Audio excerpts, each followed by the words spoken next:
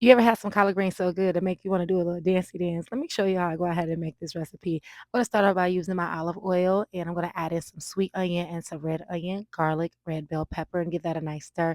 Now you see this lemon pepper, no salt season. I'm gonna go ahead and give that a nice little pour. Then I'm gonna add in my washed collard greens. Next, I'll go ahead and add in my amazing Cajun seasoning. You can get that from the link in my bio. Some vegan Worcestershire sauce, red wine vinegar, garlic powder, onion powder, and some vegetable bouillon. Next, I add in my vegetable stock, and I'm going to allow this to cook for about 45 minutes. Next, I'll go ahead and add in my agave nectar. You can also use a little bit of maple syrup and give that a nice turn and let it sit to the side for about 15 minutes. I'm going to go ahead and work on my fried okra. Now, I do love my fried okra whole, so I smash it, and then I sit in a little bit of vegan buttermilk mixture, which is just plant milk and a little bit apple cider vinegar.